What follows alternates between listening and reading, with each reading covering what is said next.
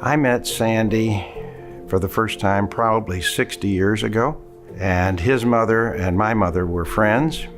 And Sandy's a little older than I am, so he was in college, and that's when I learned that he was at Harvard. I was very impressed. I thought, Sandy must be smart because it's hard to get into Harvard. That was a good observation because over the last 60 years, I've learned that he is smart. Sandy's whole approach to life is with mental patience. He listens and gets all the facts, thinks about it, and then proceeds. Sandy helps to lead by asking a lot of questions.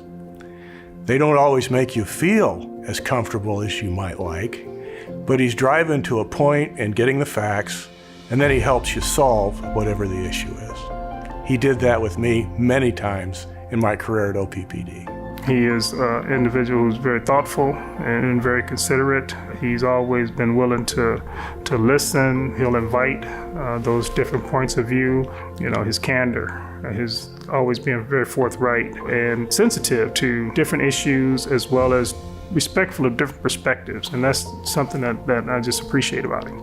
And then my daughter, Margaret, called me Meg, and Nathan Dodge, the 23rd or whatever, called me Nate, decided that they would get married.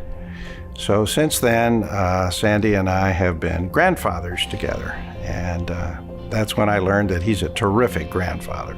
So when I was tasked with making this video, I sent a text message out to all of my different cousins, and the first response was from a certain high schooler that said, and I quote, "He's funny."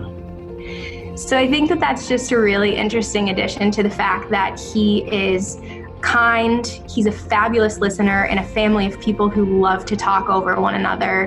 He thinks through the things that he does. He doesn't act on a whim. And I think that he just really is an incredibly respectable person who acts in a way that I think we all hope that we can conduct ourselves. He's been involved in the community, both in service, in developing projects, and ideas. Sandy is an idea generator. He loves to think about how things could be better and be made better.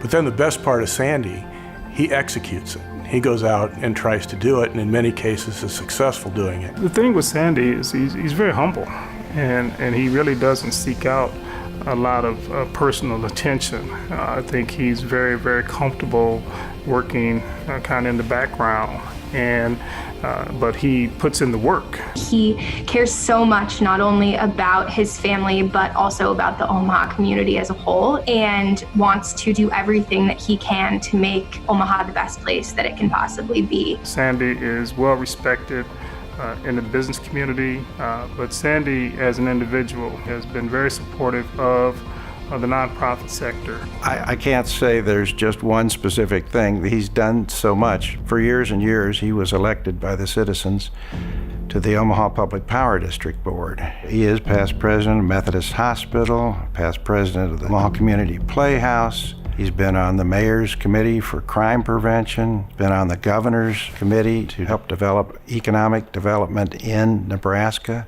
And then his job is to go out and develop real estate. So we're better off for what the Dodges have done to help make Omaha a better place in which to live. The characteristic of the Scout Oath that Sandy embodies is the very first line. On my honor, I will do my best. If you can count on anything at all, Sandy will be doing it the best. So there's a story that really resonates with me, which was when my grandfather was approached about being on the first board of the Omaha Business Ethics Alliance. As the story goes, there were a number of individuals sitting in a room discussing the importance of businesses and business leaders conducting themselves in an ethical way, and everyone was waiting for his response. I'm told that his response was, "I think that this is all great, and I feel strongly I want to be a part of it, but this is pretty simple. Isn't this just doing the right thing?" He's raised some wonderful children who are nearly my contemporaries. Nate's not quite that old, although sometimes without his hair, he does appear to be that old. He loves wristwatches and discovered this on a trip to New York, and he really does know his watches. Totally surprised me. Of all the things I've known Sandy for, wristwatches are his thing.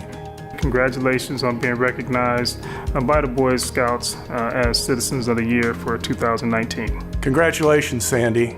Well done and well deserved.